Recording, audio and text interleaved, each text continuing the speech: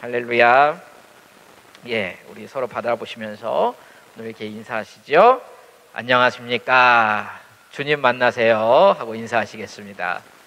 예, 오늘 금요기도에는 늘 많은 분 참석하시진 않으시지만은 정말 주님 만나고 돌아가시는 시간 되시기를 축복합니다. 아멘. 우리 함께 말씀 보시도록 할게요. 오늘 함께 보실 말씀은 신명기 11장 8절과 9절 말씀입니다. 구약성경 279페이지에 있습니다. 신명기 11장 8절과 9절 두 절 말씀 우리 함께 보시도록 하겠습니다.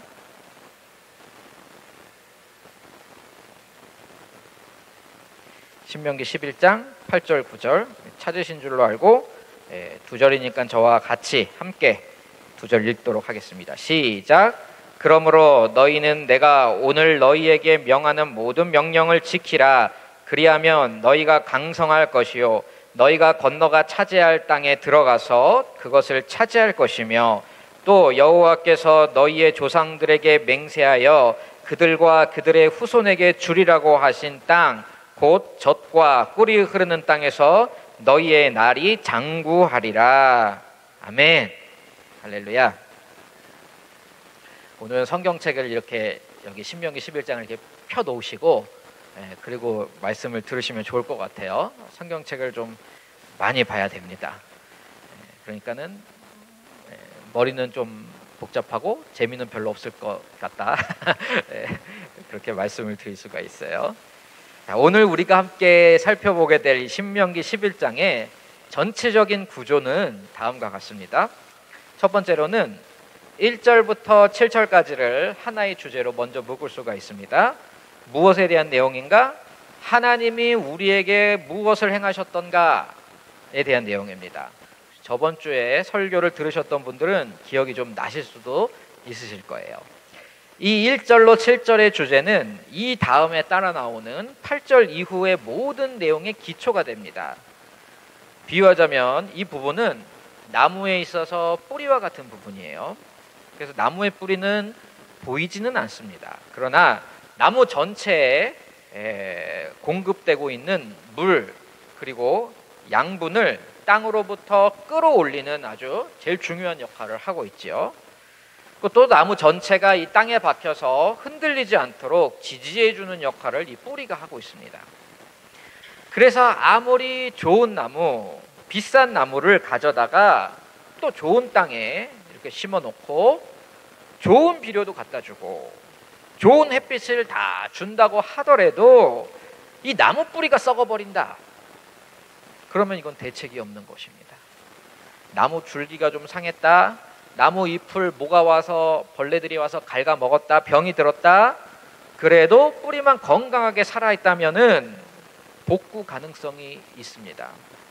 근데 뿌리가 죽었다. 뿌리가 제 기능을 못한다 하면은 그 나무는 어떤 일을 해줘도 되살리기가 굉장히 어렵습니다. 그렇죠? 그래서 우리 신앙에서는 먼저 이 신명기 11장의 1절로 7절에서 모세가 언급한 바와 같이 하나님으로부터 시작되는 신앙, 하나님이 우리에게 먼저 어떤 일들을 행하셨는가, 이 복음으로부터 비롯되는 신앙 그리고 인생이 되어야 할 것입니다. 이게 저번 주 설교에서 나눈 내용이었어요. 그리고 두 번째 단락은 8절부터 25절까지를 끊을 수가 있습니다. 자, 여기는 그렇다면 우리는 어떻게 살아야 하겠는가가 핵심 주제입니다. 앞서 먼저 하나님의 복음, 하나님의 구원, 돌보심, 인도하심이 우리 삶의 선포가 되었다면은 그 다음에 분명하게 따라 나와야 하는 것이 바로 이 내용인 것입니다. 그렇다면 이 복음이 우리에게 선포되었다면은 우리는 어찌해야 하겠는가? 우리가 열심히 예배하고 예배 때마다 말씀도 듣고 복음을 재확인하고 있고 새로운 성경 지식도 많이 알아가고 있는데, 만약 그 지식과 감동과 결단이 그 예배 자리에서만 그친다, 내 삶의 자리에 구체적인 행동으로 나타나지가 않는다 하면은 이것은 성경이 말하는 바 진정한 산 믿음이 아니라는 것입니다. 그리고 마지막 단락은 26절부터 끝까지를 나누어 볼 수가 있습니다. 이 11장의 결론부로서 복과 저주의 두 가지 길을 선포하고 있습니다. 세상 사람들에게 선포된 복과 저주의 길이 아니라 이미 하나님의 백성이 된 자들, 언약 안에 들어와 있는 자들에게 선포되는 복과 저주인 것이지요. 이렇게 신명기 11장의 내용은 구조를 3등분으로 나눠볼 수가 있는 것입니다. 그 중에서 오늘은 앞서 소개해드린 두 번째 부분 8절에서부터 25절까지를 아우르는, 그렇다면은 복음을 받은 우리는 어떻게 살아야 하는가, 하나님의 백성인 우리는 어떻게 살아야 되겠는가, 이 부분에 대하여 함께 나누는 시간을 가지도록 하겠습니다. 오늘 이 시간 선포되는 말씀들을 통하여서 우리 각자가 하나님 앞에서 삶의 변화가 있는 믿음, 살아서 운동력 있게 역사하는 믿음, 못 사람들이 바라보면서 아, 진짜 당신들의 믿음은 머리와 말로만 갖고 있는, 거기에서 그치는 믿음이 아니라 행동하는 믿음, 살아서 역사하는 믿음이구나 라고 인정받으실 수 있는 그런 믿음의 사람들이 되시기를 주님의 이름으로 축복합니다. 하나님을 섬기는 백성, 하나님으로부터 감당할 수 없는 그 은혜를 받은 그리스도인들의 그리스도의 삶에는 어떠한 특징들이 나타나는가? 그 첫 번째는 이것입니다. 하나님의 백성은 복음에 대한 반응과 행함이 있습니다. 오늘 말씀의 8절은 다음과 같이 시작하고 있습니다. 그러므로 너희는 내가 오늘 너에게 명하는 모든 명령을 지키라. 우리의 모든 신앙생활의 근거는 하나님께서 우리를 위하여 먼저 행하셨던 일, 즉 하나님의 은혜에 있다라고 말씀을 드렸습니다. 그러면 이제 이 말을 뒤집어서 다시 이야기해 보면 이렇게도 말할 수가 있는 것이죠. 복음을 들은 하나님의 백성은 반드시 그에 대한 반응이 있어야 된다는 것입니다.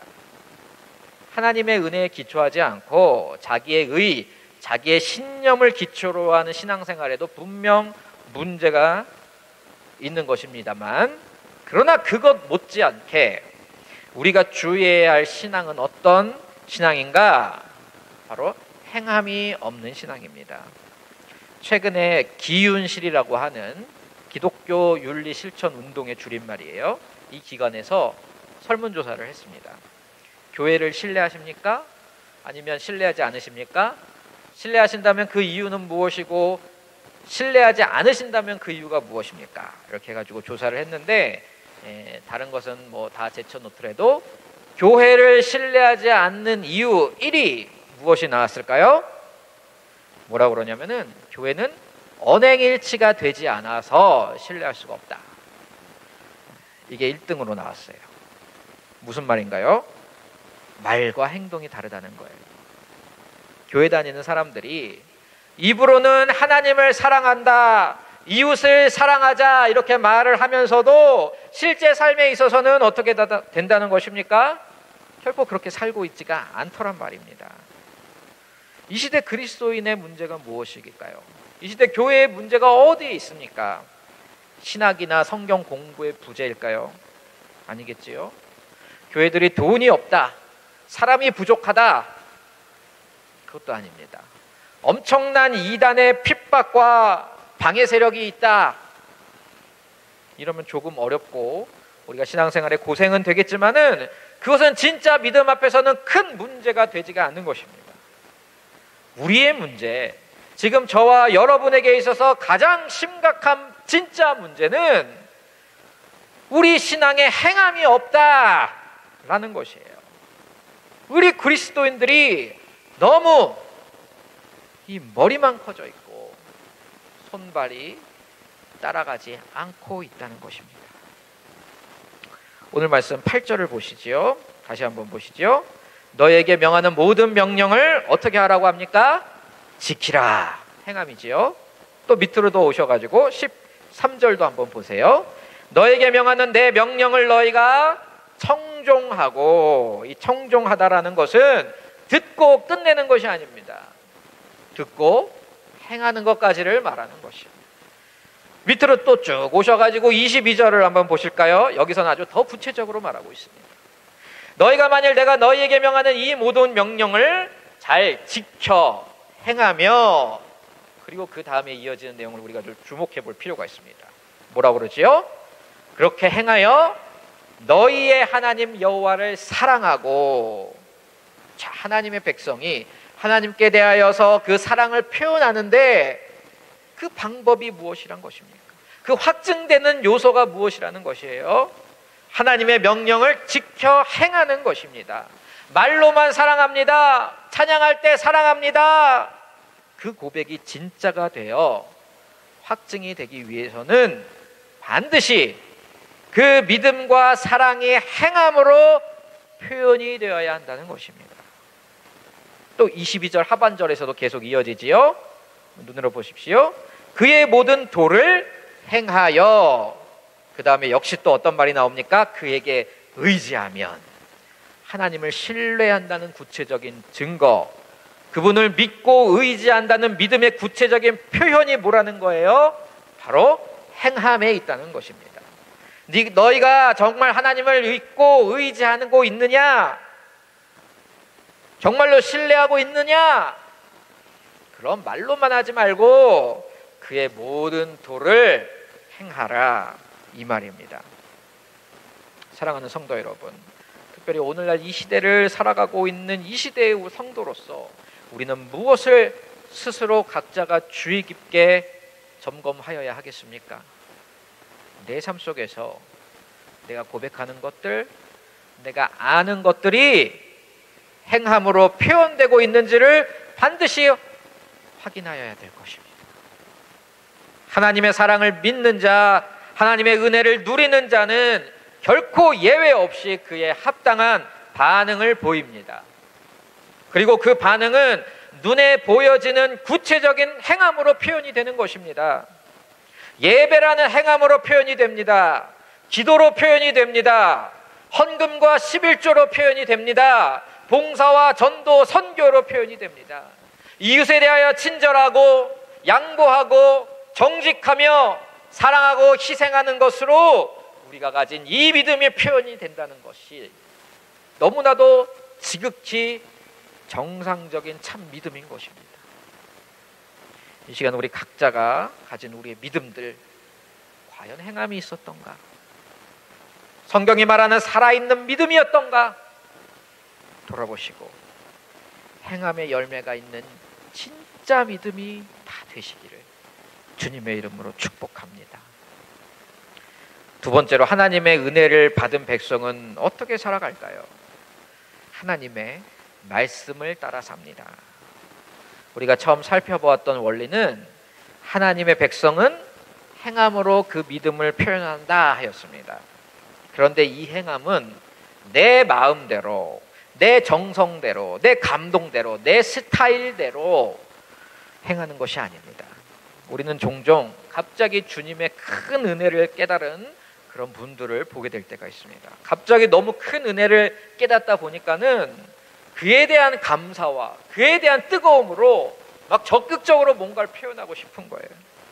그러다 보면 미처 그 열정을 주체하지를 못해서 하나님 중심이 아닌 내 중심대로 그것을 표현하게 될 때가 있습니다. 처음 보기에는 아주 뜨겁고 열심히 있고 적극적입니다. 그래서 많은 사람들도 칭찬을 합니다. 그러나 그것이 하나님 중심이 되지 못하니까 결국 어떻게 되어버립니까? 주변 사람에게 상처를 주기도 합니다. 관계 갈등을 불러일으킵니다. 교회에 세워진 권위와 질서를 무시하고 일들을 행해 나아가기도 합니다. 결국 열정이 다 사라지고 나면, 그 뜨겁던 감정조차 없어지고 나면 그 자리에 남는 건 뭐밖에 없습니까? 아집으로 똘똘 뭉친 자기 중심적인 신앙, 그리고 교회에서 받은 그 상처만 가득 남게 되는 거예요.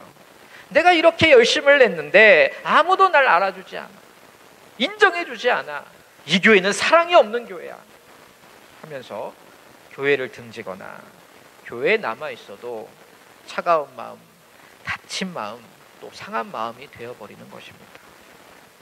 여러분, 우리가 잘 아는 위대한 사도 바울의 과거가 어떠했는지 우리가 모두 잘 아시리라 여겨집니다. 그분이 얼마나 그 신앙에 열심을 내었었습니까? 갈라디아서 1장 14절을 보시면 이런 말을 스스로 합니다. 내가 내 동족 중 여러 연갑자보다 유대교를 지나치게 믿어 내 조상의 전통에 대하여 더욱 열심히 있었으나, 바울이 예수님을 영접하기 전에는 교회를 핍박하고 그리스도인들을 잡아 죽이는 일, 이것이 곧 하나님을 위한 열심이라고 착각을 했었습니다. 그러나 다베섹 도상에서 예수님을 영접하고 나니 그 열심이 어떤 열심이었다는 것입니까? 그 믿음이 어떤 믿음이었다는 거예요? 내가 하나님을 믿은 것이 아니라 유대교라는 종교를 지나치게 믿은 것이었구나. 내 열심이 내가 하나님께 대한 열심이 아니라 내 조상의 전통에 대하여 더욱 열심을 내었던 것이었구나. 이 사실이 이제 눈에 보이기 시작하는 것입니다. 성도 여러분, 우리 그리스도인의 행함은 내 감정, 내 정성, 내 감동대로 또는 내 신념대로 그저 주체할 수 없는 열심으로 행하는 것이 아닙니다. 우리의 행함은 아무 기준도 없고 컨트롤도 없이 마치 폭주기관차처럼 여기저기 들어받으면서 그렇게 달려나가는 그런 행함이 아니란 것이죠. 그리스도인에게는 분명한 행함의 기준이 있다는 것입니다. 그 기준이 무엇일까요? 바로 율법과 규례들, 즉 하나님의 말씀입니다. 우리가 앞서 보았던 8절, 13절, 22절에서 반복되는 지키라, 청종하라, 지켜 행하라, 이런 행함 명령들의 목적어가 다 무엇이었을까요? 8절, 내가 오늘 너에게 명하는 모든 명령을. 13절, 내가 오늘 너에게 명하는 명령을. 22절도 마찬가지지요. 내가 너에게 명하는 이 모든 명령을. 특별히 18절로 20절을 보시면은 하나님께서 친히 이 말씀을 가까이 하고 청종할 수 있게 하는 구체적인 방법을 제시해 주고 계십니다.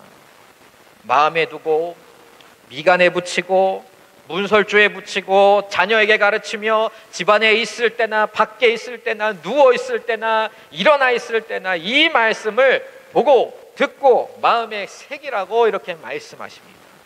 이 구체적인 적용들을 한마디로 정리하면 이거겠지요. 우리 생활의 모든 영역에서 한시도 빼놓지 말고 하나님의 말씀이 기준되어 잠시도 떨어뜨려 놓지 말고 그 말씀 붙잡고 그 말씀을 따라 살아가라. 그러므로 우리 그리스도인들은 하나님께 받은 은혜를 반드시 행함으로 드러내시되 내 중심, 내 신념, 내 가치관을 기준 삼아 행하는 그 행함이 아닌 오직 하나님의 말씀을 기준 삼으시고 그분의 명령만을 따라서 행해야 할 것입니다. 일상의 한순간도 그 말씀에서 떨어지지 말고 붙잡아야 하는 줄로 믿습니다. 마지막으로 하나님의 은혜를 받은 백성은 세상과 구별된 삶을 삽니다. 10절에서 12절 내용을 한번 보시기 바랍니다. 눈으로 보시고 제가 읽어볼게요. 10절이에요.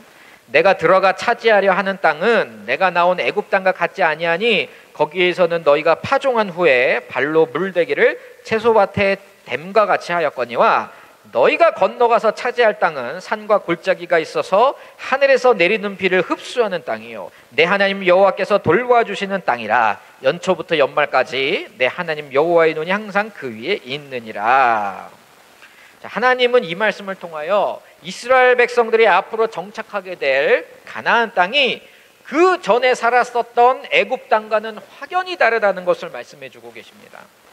그러나 이것은 단지 애굽 땅과 가나안 땅의 토양이 틀리고 기후가 틀리고 물이 틀리고 이런 자연과 환경의 다름만을 말씀하는 것이 아닙니다. 먹고 사는 문제, 생존을 포함한 삶의 전체적인 그 방법이 그 이전 애굽 땅에서 살던 때와는 확연히 구별된다는 것을 말씀해 주시는 것입니다. 그 다름의 핵심은 이것입니다.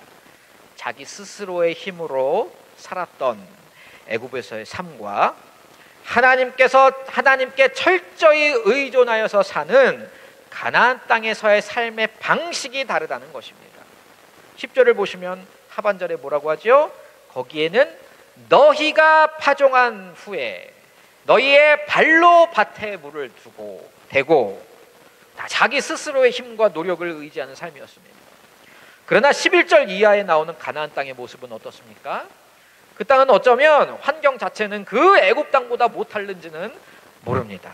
너희가 건너가서 차지할 땅은 산과 골짜기가 있어서 비를 흡수하는 땅이요. 여기까지만 들으면 우리가 참 실망하기가 쉽습니다. 하나님이 인도하여 내신 약속의 땅이 애굽보다 더 환경이 좋아서 농사도 훨씬 잘 되고 뭐만 심었다 하면은 막 열매도 엄청 맺혀지고 그런 땅이었으면 하는 기대가 이 이스라엘 백성들에게도 그렇고 우리들에게도 다 있었지 않았겠어요? 그런데 하나님께서 뒤통수를 치셔도 유분수지, 출애굽할 때는 그런 말씀 하나도 안 하시다가 다 40년 끝나고 와서 코앞에 두고서는 갑자기 그 땅 별로 안 좋다 이런 말씀을 하시는 거 아니에요? 애굽보다 농사가 짓기가 힘들다는 거예요. 그런데 그것은 오직 세상적인 관점에서만 보면 그렇다는 겁니다. 그리스도인의 삶에는 반전이 있어요. 그 다음 12절을 주목해 보시기 바랍니다. 그러나 그 땅은 내 하나님 여호와께서 돌보아 주시는 땅이라 연초부터 연말까지 무슨 뜻입니까? 항상 조금도 쉬지 않으시고 여호와의 눈이 항상 그 위에 있느니라. 아멘. 그러니까 하나님의 백성들의 삶의 방식은 그전 애굽에서 종노릇 할 때의 삶의 방식과는 완전히 다른 것입니다. 하나님의 백성은 어떻게 먹고 사는가? 어떻게 그 삶을 복되게 가꾸어 나가는가? 내 노력으로, 내가 가진 지식과 내가 소유한 현금과 금수전지, 흙수전지, 부모로부터 물려받은 그 재산과 주식과 부동산과 연금들과 눈치껏 잘 낚아챈 인생의 기회들과 끝발 좀 있는 사람들과의 관계, 우리 자녀들 대학 잘 보내는 거, 이런 것들을 의지하며 살아가는 것이 아니란 것입니다. 그것은 애굽에서 종되었을 때 예수님 믿기 전에 살았던 삶의 방식입니다. 그리스도인은 어떻게 사는가? 하나님의 백성은 무엇으로 사는가? 이건 제가 말씀드리지 않고 바로 밑에 있는 13절로 15절 말씀을 한번 읽어보면 될 것 같아요. 우리 큰 목소리로 신명기 11장 13절에서 15절을 읽어보시도록 하겠습니다. 시작.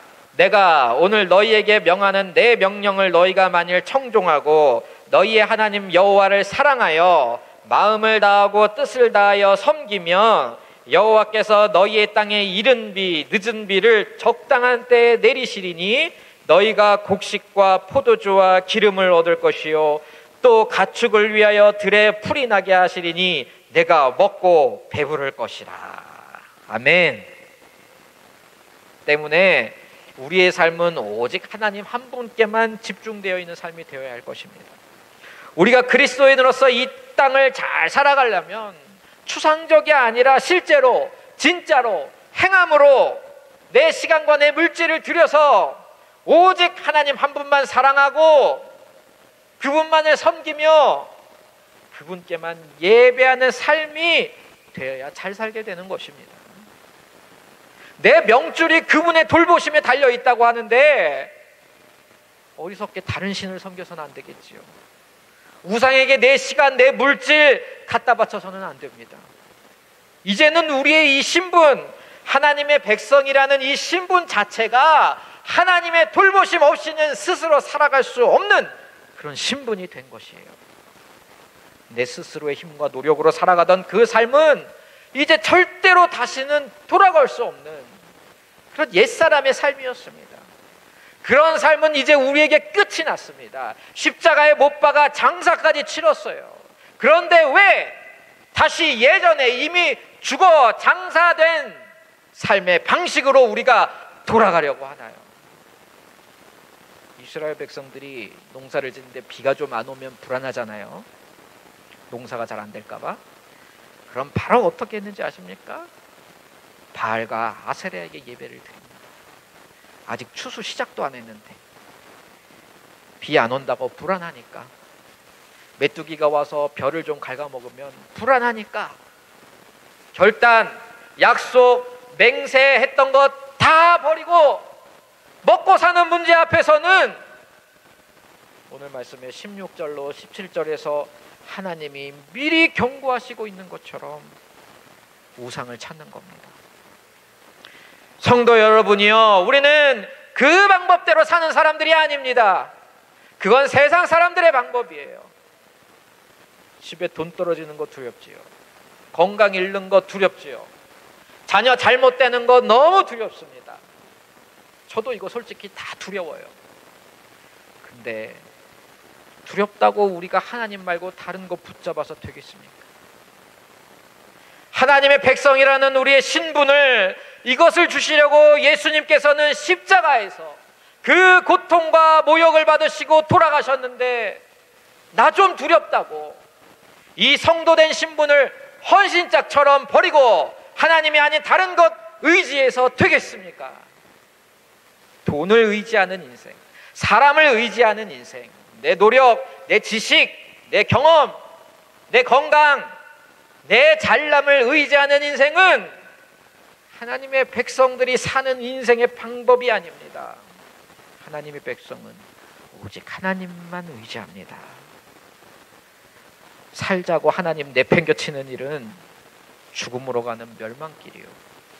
내가 죽더라도 망하더라도 하나님 끝까지 의지하다, 그분 바짓가랑이라도 붙잡고 죽어보자 라고 하는 것은 생명으로 가는 영광의 기림을 믿으시기를 바랍니다. 성도 여러분, 그러므로 세상 따라가 살지 마시기 바랍니다. 우리는 구별된 방식이 있습니다.